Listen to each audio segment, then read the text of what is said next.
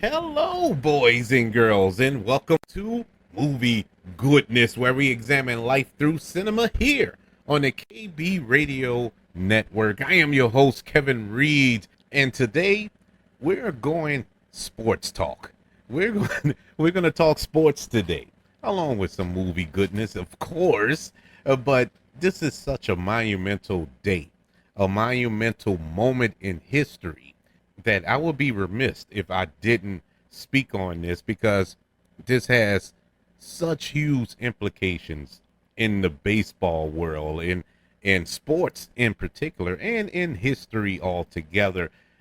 We're going to be discussing Major League Baseball today. And not only Major League Baseball, but the inclusion of the Negro Leagues from the 1920s, 30s, and 40s, in which so many great players played in the Negro Leagues.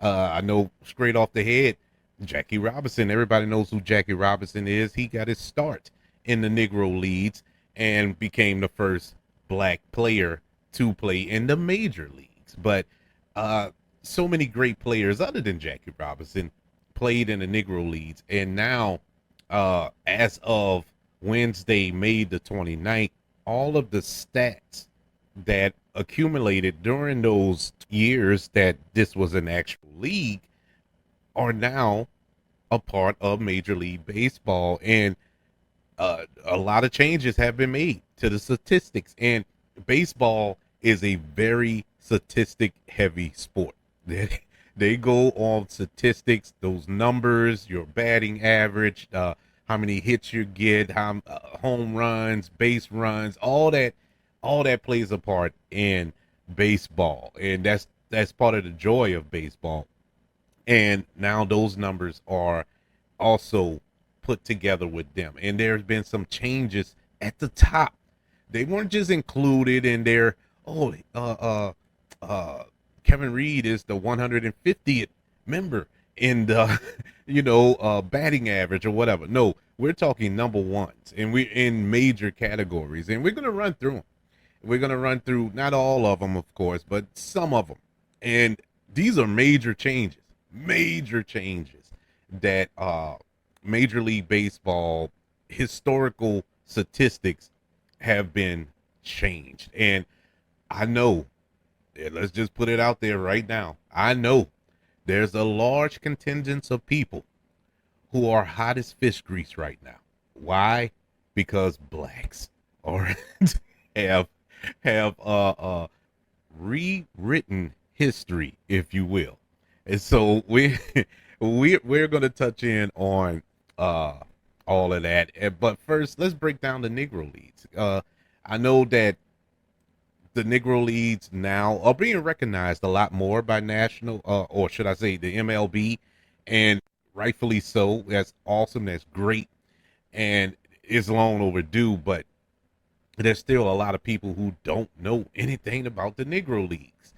And I was taught about the Negro Leagues when I was a little baby child. My dad told me about them. He told me about Satchel Paige. He told me about Josh Gibson. So when all these names pop up, I like, oh, I know who that is. It's nothing new to me, but I know it's new to a lot of people. But the Negro Leagues were the United States Professional Baseball League, comprised of teams of African Americans or blacks. The term may be used broadly to include professional black teams across the league, and it may be used narrowly for the 7 related successful leagues beginning in 1920 that are sometimes termed Negro Major Leagues. In the late 19th century, the baseball color line developed in professional baseball, excluding African Americans from major league play, of course, and not just in baseball, but that's in all sports around that time. Not just sports, should I say. Why stop there? Everywhere. And it still is in some places. But the first league, the National Colored Baseball League, was organized strictly as a minor league, but failed in 1887 after only 2 weeks due to low attendance at the games. After several decades of mostly independent play by a variety of teams, in 1920, the first Negro National League was formed, and ultimately 7 major leagues existed at various times over the next 30 years. After integration, the quality of the Negro League slowly deteriorated, and the Negro American League of 1951 is generally considered the last major league season. The last professional club, the Indianapolis Clowns, organized as a kind of a hilarious sideshow rather than a competitive team. It was kind of like what should I say, the Harlem Globetrotters of baseball. They actually made a movie about that. It starred, I think, Billy D. Williams and Richard Pryor. I forgot the name of it. I almost reviewed it, but I couldn't find it nowhere to watch it, so I couldn't review it. We're gonna review another film, but anywho's that lasted from the mid 1960s to the 80s, believe it or not. In December of 2020, Major League Baseball announced that based on recent decades of historical research, it was added to the 6 historical Major League designations it made in 1969. It classified the 7 major Negro Leagues as additional major leagues, thus recognizing statistics and approximately 3,400 players who played in those leagues from 1920 to 1948. As of May the 29th, 2024, a day that will live in infamy, Major League Baseball embraced the Negro Leagues and now recognize this league in the record books, resulting in new look leaderboards fronted in several prominent places by Hall of Famers Josh Gibson, and an overdue acceptance of many other black stars from that era. With the assistance of stem heads, retro sheets, and Elias Sports Bureau, which is the official statistician of the MLB, and an independent Negro League statistical review committee, all the numbers, well, not all, but most of the numbers from that era have been incorporated in the new historical records. But that effort is not over. As I said before, not all the numbers have been accumulated yet, as of yet. In fact, researchers estimate that the 1920 to 1948 Negro Leagues records are about 75% complete, and further updates could come in the future. If more valuable information comes to light via box scores of such, more changes will be made. It's also important to note that is nothing new about historical records shifting over time. In fact, baseball history has always been a living, breathing thing. It's very fluid with the numbers. Some statistician has discount, but they go back and check it again. They were off by a few here and there. It's always changing. And so this is nothing new, but like I said, to a number of people, this is blasphemy. So so with that in mind, let's take a closer look at some of those changes on those leaderboards and how significant it is. Because unlike the MLB, the Negro League seasons were shorter. Players logged many fewer official games than their counterparts. And so they didn't get the opportunity to pile up these impressive numbers in hits and home runs or strikeouts. And so for example, take the legendary slugger Josh Gibson, whose Hall of Fame plaque mentions a total of almost 800 home runs. While it's impossible that total is accurate, if one were to count all of Gibson's games, including exhibition games and other non-league contests, his valuable total being added to the official record would only be 174 home runs. Rate stats are another matter, though. And as you will, as we're going to go over in a couple of minutes, uh, those are many Negro League greats stacked up quite favorably against their counterparts. Let's start with batting average, career batting average. Now, there's one player who is particularly going to come up a lot. You're going to hear his name mentioned a lot, and I've already mentioned it already, and that is none other than Josh Gibson. While he is already one of the most famous players who spent his entire career in the Negro Leagues, these updated leaderboards drive home the point that he was far more than just a legendary slugger.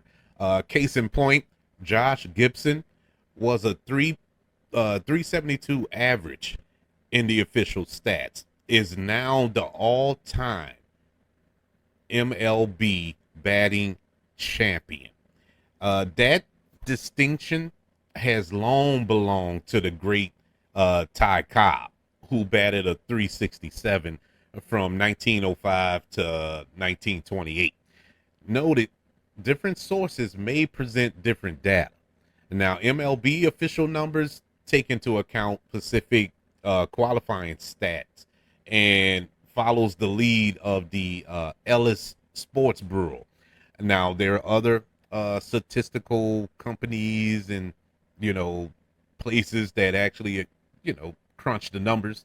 They may come up with different numbers. But as far as MLB is concerned, Josh Gibson is the all-time batting champion. And he played his entire career in the Negro Leagues.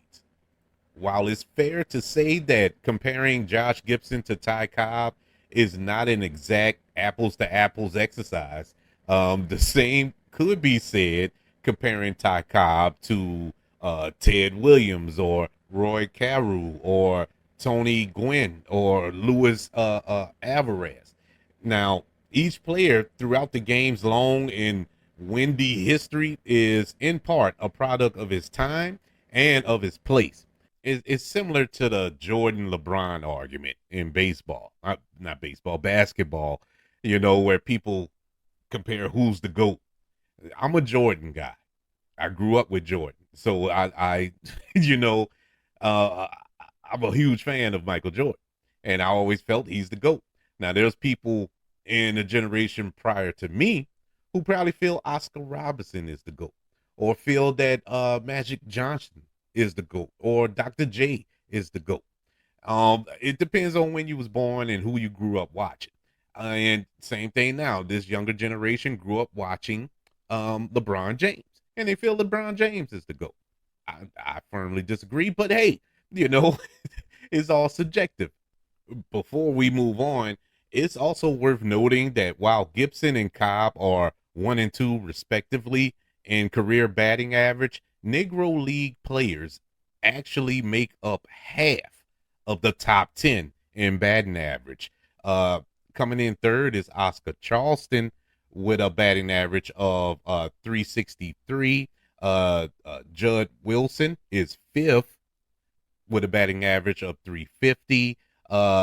Turkey Turkey Turkey Stearns is sixth with a batting average of 348, and Buck Leonard is eighth with a batting average of 345. Now stand shoulder to shoulder with the likes of Roger Hornsby, Truss Speaker, and Ted Williams, just to name a few. That is pretty awesome that after crunching these numbers that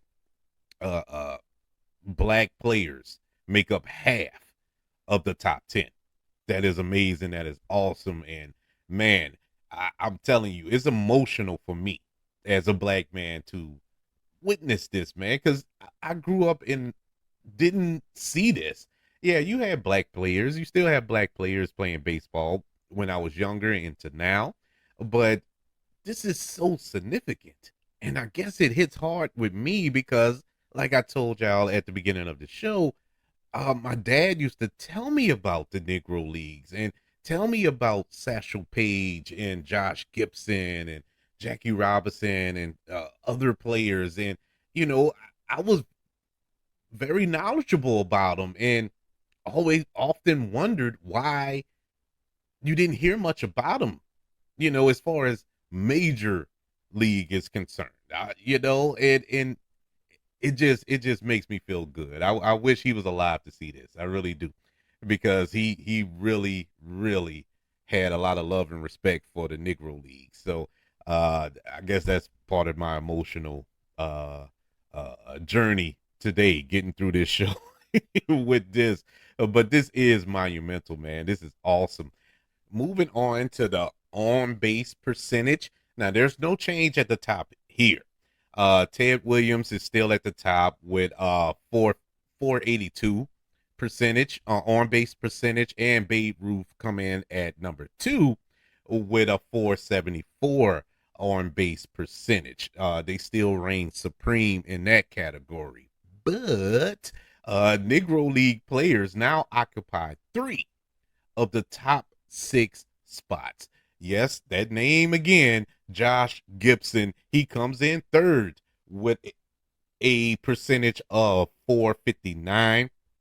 Coming in at 5th is Leonard with an average of 452.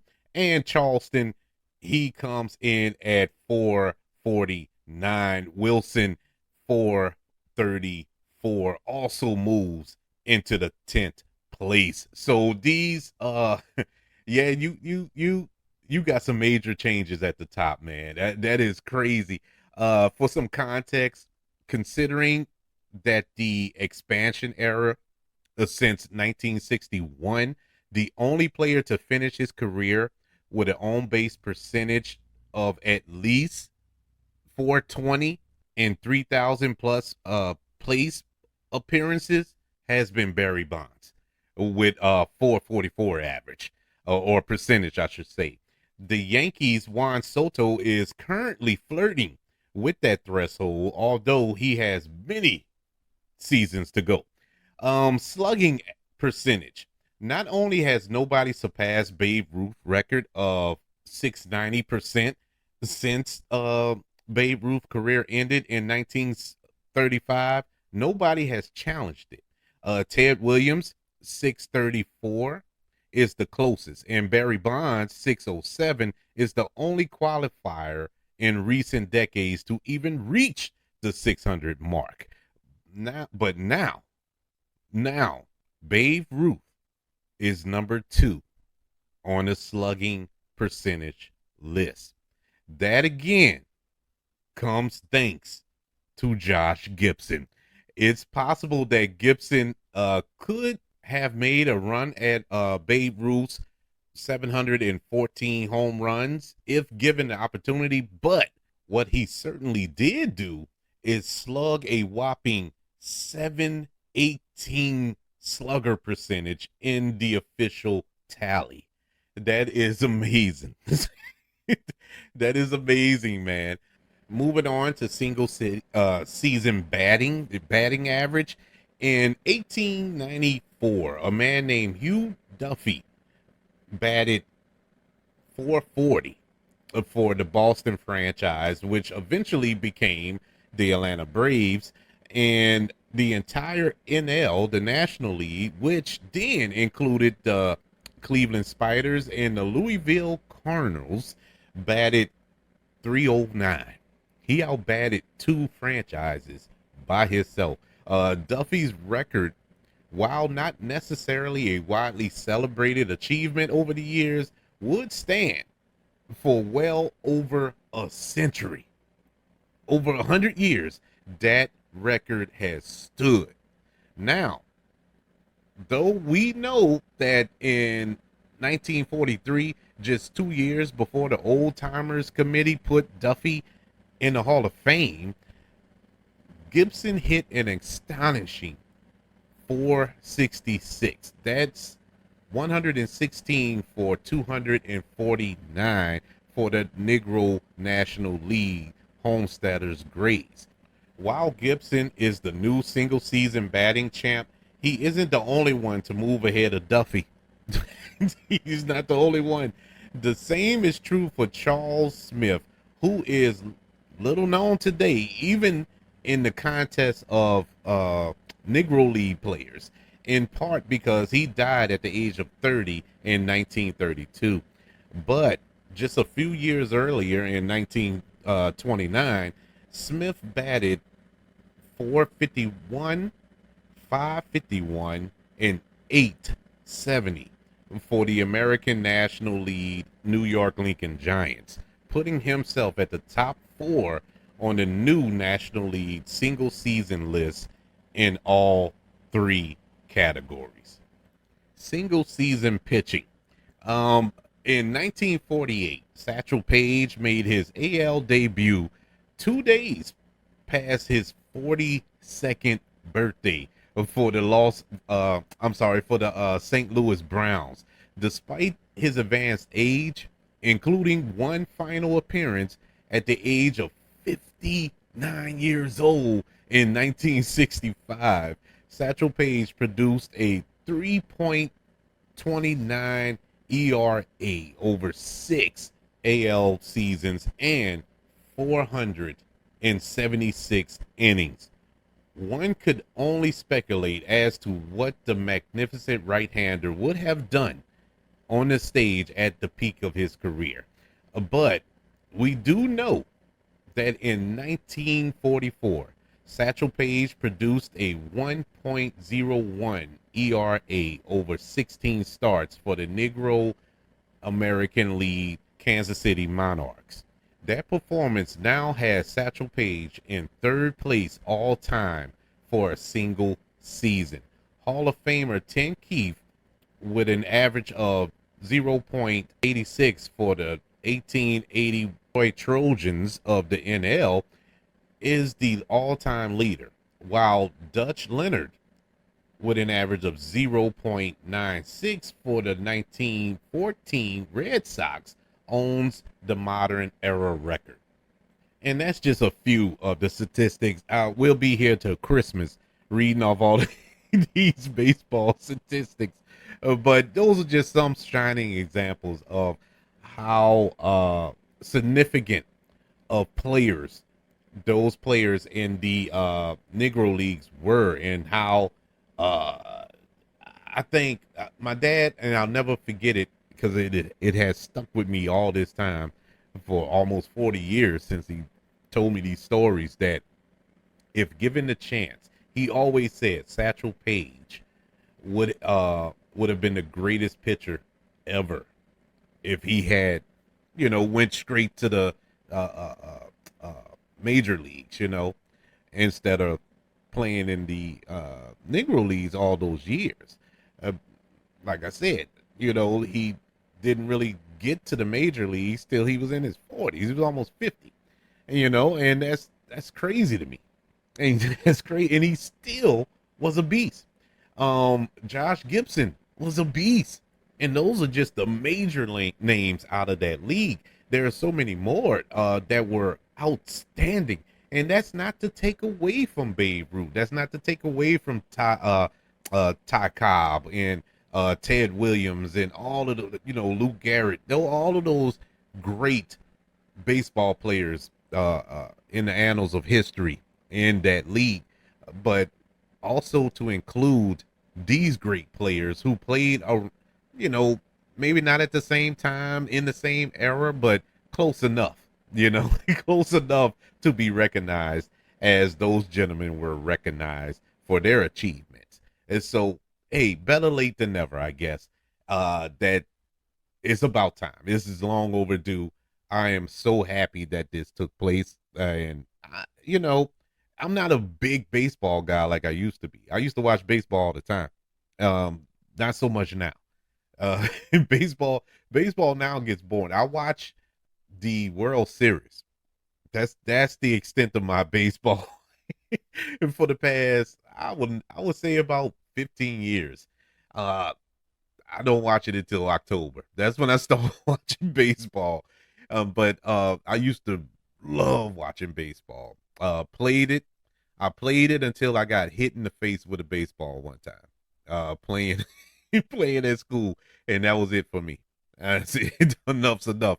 But let's move on to our review. Let's review a film that it took me back, and it really is strange. I never thought of this movie until all this came about, when this news dropped, and I started doing research on it and reading up on it. And I remember sitting down at home, because this was a TV movie. This came on HBO in 1996, and I remember watching this with my dad, and being able to follow this film, because my dad had schooled me so much on these people in this movie that that I knew what was going on, and I was completely invested in this film, and had no business. But this movie popped in my head, and I haven't seen it since then. I haven't seen it since the 90s. But I remember it so well, to the degree that I can review it. You know, I can actually review this film from 1996, the HBO original film Soul of the Game, which stars Blair Underwood as Jackie Robinson, Delroy Lindo as Satchel Paige, Micaiah Williamson. I can never say his name right. Bubba from Forrest Gump. He plays Josh Gibson in this film, and the film depicts Page and Gibson as the pitching and hitting stars, respectively, of the Negro Leagues in the period immediately following World War II, where an up and coming player named Jackie Robinson joined Satchel Paige on the Kansas City Monarchs of the Negro Leagues. This movie was so good. It was so good. I'm shocked that this movie don't get a lot of play. Now it may, and I'll just miss it, but I haven't seen it in so long. But it was so good. Delroy Lindo was perfectly cast. This was like the first time that I've been exposed to Delroy Lindo when I saw this movie. And it made sense, because I wondered why they picked this old guy to play Satchel Paige, but it was accurate. You know, it was historically accurate because he was old. Now, at the time, Delroy Lindo, he wasn't like 60 at the time. I mean, Delroy Lindo still looks good right now. He, black don't crack. He literally looks the same. And another little side note, didn't know until recently. I want to say last year or maybe the year before. I know it was within the last 2 years. Did not know he was British. Did not know he was from the UK. Blew my mind. I saw him in the interview, and he was talking with the British accent. I'm like, it's a movie. He's and I had to look it up. I'm like, is he British? And yeah, blew my mind. I was my jaw hit the ground. Didn't know. I did not know. I probably late to the party. I'm pretty sure a lot of you listening are probably pointing and laughing, but I didn't know. But in any event, Branch Rickey, he's the well, at least he was the general manager of the Brooklyn Dodgers at the time, and he was determined to integrate the Major League Baseball. And so he began sending scouts out to the Negro Leagues to find the best players. He was convicted. He wanted to do this. And so he told his scouts to not only look for the players with the best ability, but also look for the players with the maturity to handle all of the hostility that was going to come with it. The backlash, the death threats, the spitting on and stuff like that. That was the main focus. It wasn't so much the best player. It was more or less the person that can handle that, the most humble, who can handle that and turn the other cheek. And that's how Jackie Robinson came to be. But history dictates otherwise. People say that Jackie Robinson was a bit of a hothead, to be to tell you the truth, but not as much as the other players. But clearly, the best player was Josh Gibson. But Josh Gibson had his demons. He wasn't a perfect person. Satchel Paige, he was an old man, and it was kind of a turmoil between the three, despite the fact that they're trying to achieve the same goal. So that was the conflict in the film. The thing I knock about this film was Blair Underwood, and not him. It's the way they wrote that character. They made that character so bubblegum and gee whiz. It just Captain America, just annoying. Just goody two shoes. Nobody's that good. I didn't believe it then, and I certainly don't believe it now. Especially when I got older and learned more about Jackie Robinson. That no, he wasn't like that. So, but they in the film they wanted to depict him as this, goody two shoes guy. That's why he got picked to go to the Major League Baseball, to the Brooklyn Dodgers. And so I get it. I just didn't too much care for it the way it played out on this film. But this was a very, very good movie. Loved all the performances. What's the actor name? Edward Herman. Edward Herman. He plays Branch Rickey, who is the general manager of the Brooklyn Dodgers. And I was always a fan of his, especially like in the 80s and in the 90s. He's a character actor. He popped up in so much stuff. Most notably, he was the head vampire in The Lost Boys. But I really, really loved him in this film. You can make the argument it was, of course, the white savior role. The one white man that was going to make a change, and all this was because of him. So, yeah, there's that. But that's in almost every film that has this kind of theme. And so I'm not going to, crucify him for that. But I did like his performance, even though I don't like the white savior complex that most of these movies have. But the standout performance in this film was indeed Delroy Lindo. Mackay Williamson. Hope I'm saying his name right. Never could get it right, but I hope I'm saying it right. He was awesome as Josh Gibson too. Once again, my first time being exposed to him in a film as well. I've seen Blair Underwood at the time. He was on television. What was it? L.A. Law. One of them shows back then. But I've seen him on television. But these two actors, kind of the first time I ever seen them in movies, and I enjoyed them, man. I enjoyed their performances. To really put a face behind the legend, or in front of the legend that I was taught was good, because we didn't get them. We still don't get them. We don't get movies about these legends, about these historical figures, especially historical black figures. Yeah, we get Malcolm X's and Martin Luther King's to death, but there are other history making people in the black community throughout time that should have a light shined on them, and these were definitely characters or people that we need to shine a light on. That could change a little boy, a little girl's mind, or inspire them, I should say, to play baseball. I didn't have, especially after I got hit in the face. That was it.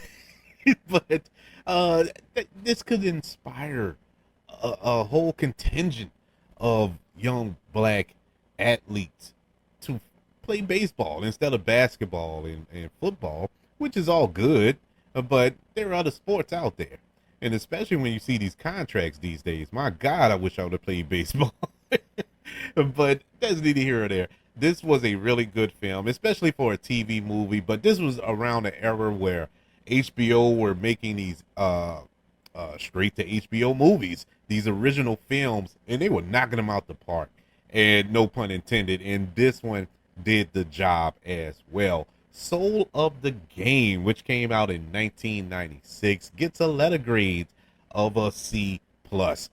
Really solid TV movie that shines a light on this era in time that focused on the Negro Leagues. Yes, everybody, this is a monumental event in my humble opinion. Yeah, this hits me in all the good places. I feel good. I'm so happy. Like I said, I'm emotional. I'm just over the moon by just this little gesture.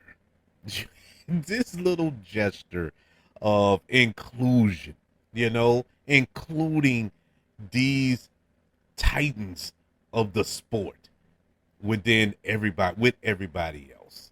And I can't do nothing. It's not even about being on top of the leaderboard. That was just an icing on the cake. But just to be included, but to even show that they were so good at what they did. People that we consider the greatest baseball players of all time are looking up at them when it comes to the leaderboards. It's amazing, man. It gives me chills. I got goosebumps on both of my arms right now just thinking about that. That is awesome. But I would like to know, what do you think about this? Do you feel this is long overdue, or do you think they should have left well enough alone? Um, I would love to know. Hey, be honest. I would love to know, but I would like to know why you feel they should have left it alone. don't pity pat around it. Be real with yourself and to me, if you don't mind. Email the show, kbradiopodcast@gmail.com. You can also look for the show on all social media networks. Just search for the KB Radio Network, as well as YouTube. Subscribe to the KB Radio Network channel and like this video if you don't mind. Don't forget about the 5 stars and sharing this show on all of your social media platforms. If you're listening on Apple Podcasts, Spotify, iHeartRadio, wherever you are currently listening to movie goodness here on the KB Radio Network. Everybody, thank you for joining me as we dove in to Major League Baseball's inclusion of the Negro League stats in the history books. I want you all to know that I love you, continue to love everyone, and until we speak again, you all be blessed.